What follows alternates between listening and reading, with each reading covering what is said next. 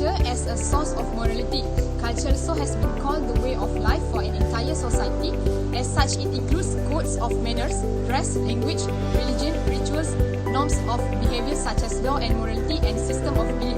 Most general, the term culture denotes the whole product of an individual, group, or society of intelligence being in. It includes technology, arts, science, as well as moral system and characteristic behaviors and habits of the select intelligent entities, and in particular, it has specific, more detailed meanings in different domains of human activities. A simple example that I can give are kissing the hand of an older and groom when passing in front of our parents or elders. Many customs and traditions are quite effective and helpful in creating moral societies. There are two extremes in ethical reasoning, which are absolutism and relativism. The root for these words are absolute and relative. These two are very different from one another. Absolutism describes the perfection of something, meaning that it is complete. Meanwhile, relativism, relative, shows looseness. It describes something with no values at all. So, we can see that these two are very different, but yet they complement each other in ethical reasoning.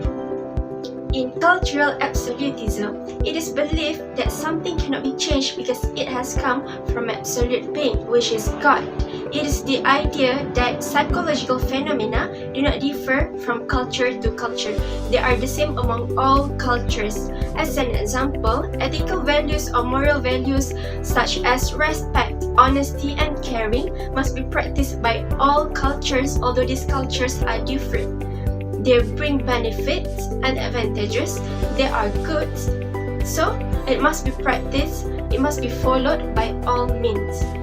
Moving on to cultural relativism, it is where more loose and free compared to absolutism. This means some things can be changed accordingly depending on beliefs. Morality varies from culture to culture and from individual to individual, and that we ought to respect each other's moral views. So, for relativism in ethical reasoning, although it is loose and changeable, we have to respect other people's beliefs and values, although theirs are different from ours. One example for relativism in ethical reasoning is that we as Malays have this ceremony called as an engagement ceremony, where a man and a woman get engaged before they get married. But this is not necessary, and this is not a must for all Malays to follow. Some Malays can just leave it if they don't want to hold an engagement ceremony. They can just straight away get married even without an engagement ceremony, or we call as majlis pertunangan in Malay. Describes the looseness of something. It is not absolute. This means it depends on individual. If you want to do it, then you can do it. But if you don't want to do it, then you can just leave it. Ethical relativism.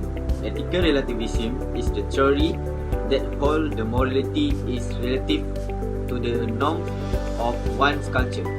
That is, whether an action is right or wrong depends on the moral norm of the society in which it is practiced.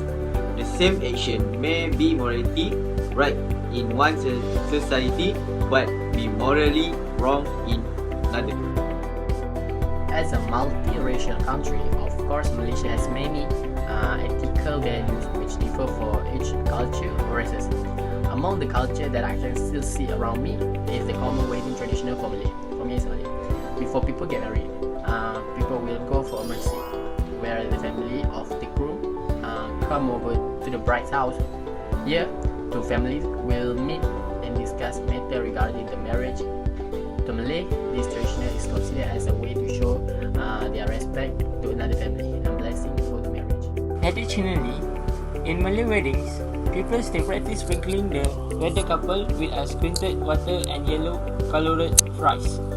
This is colored as merenjus bunga mawar, as a sign to show approval to the couple.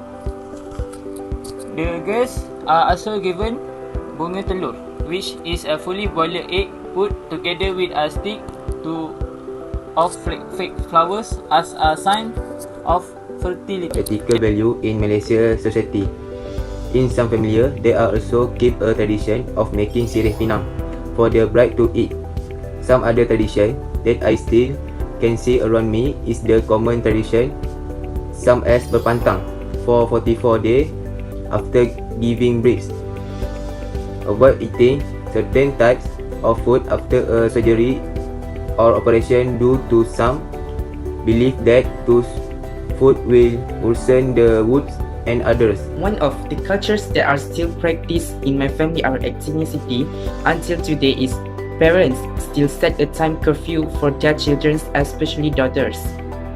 When the daughters hang out somewhere other than their house area, they must reach home before late night or midnight. Some parents even set a curfew that their daughters must be home before 7 p.m. Curfew for sons is usually not too strict, so they can stay outside for longer. This is mostly because of safety issues. Most of the times, crimes happens to females because they tend to be weaker than male physically. Additionally, some people in my family believe that we must avoid cutting our fingernails on Tuesday and Friday because if we cut ourselves and bleed, it will be hard to stop the bleeding. Can you please tell me your name? My name is Billy. Okay, so I'm going to ask you a question. What are the ethical values or customs that are still practiced in your family, especially for the Chinese one? I mean like the Chinese custom. Alright, for first, mostly everyone know Chinese New Year. So for our Chinese New Year, mostly very custom one is like when the Chinese New Year first day become sweet and malt. The Chinese New Year first day is sweet or malt, we will like the like no luck lah and no money because you sweep all the luck or something get out already. Yeah. So during Chinese New Year, you cannot sweep the floor. Yeah, cannot sweep normal, cannot cut hair also. Oh, cannot cut hair also. Okay. It's not good lah. They will say very pantang. Yeah. For the second one, mostly Chinese, especially parents or grandparents, they very like to do one. They bring their kids to a place like counting their destiny like that. Okay. Their birth and the name. Is it match them the whole life or not? Oh. So for me, I have changed my name, my Chinese name now. Oh. My parents say, actually my full name is Bilin Gan Li Xuan. Okay. Then my parents say the Li is not good for me. Li meaning for fire. So I personally cannot have fire in my life. They say like that. I also what is that? Then they asked me to change the Li to Hui. So now my name is Bilin Gan Hui Xuan. But in English we can't change one because the IC and the birth cert already do. So what does the Hui mean? The Hui is meaning water. Oh, so actually for the destiny we got 5 things. Got water, fire, wood, the soil, and gold. Yeah, so my personal the whole life is wood, but I need water, so my name has to change because you can think if one jungle got if one jungle the wood is easy to get fire, right? Yeah, that's why I'm personally the wood, so I cannot got fire. I must got water. So because a plant need water. Yeah, meaning like that lah. So most Chinese family will do that to their newborn baby. Yes, or for some family like they're very rich kan, they will when the baby before born still inside the stomach they already go to count. They already don't go to see this kind of thing. Fortune and all. Yeah, and like which time and which day will more suitable for this kid to born. The last one I think is also I think Malay and India very less. Do you guys know like during July, especially not July, it's August. During August. Actually, English August is our Chinese July. So in Chinese July, mostly we say it's a ghost day. It's a ghost month. So you can see like a specific day. Beside the road, you have some people praying. Burning the ghost paper or something. The sticks. Yeah, the sticks something. And they will throw the biscuit out or something. Money. Actually, they are praying the ghost lah. Why they will do this? For traditional, they say because the ghost have no family, have no parents to pray for them, so they will become a ghost cannot go to another world or something like that. Cannot reborn again lah. They say so they only can stay in this world, so they have to pray them lah. But for some people will say another story. It's like if you pray them and your business will getting more higher, like more good business they say like that. But that one mostly we say not so good because you praying these kind of things you don't know what will happen. It's not so good also. So if I'm not mistaken, during the ghost festival, you put like oranges Yes, and biscuits and all. So all of those like to feed the ghost? Yes, Like that? like that. Because they cannot eat. Oh. Actually, it's like because they maybe. Oh yeah, I got another story. They maybe after that, right? Before they dead, they do a lot of the bad things. Okay. Yeah, so after they do a lot of bad things, the God want to like how to say Clear their sins like that? like give them a lesson like that. So Okay. they make their throat very thin, cannot eat anything. So until this month, they only can come out and the God give their throat bigger a bit and let them eat. It's a bit scary also because during that month, mostly our grandparents will ask us to back early. Yeah, cannot back too late because a lot of the weird things will coming out or something. Yeah, it's not good for kids.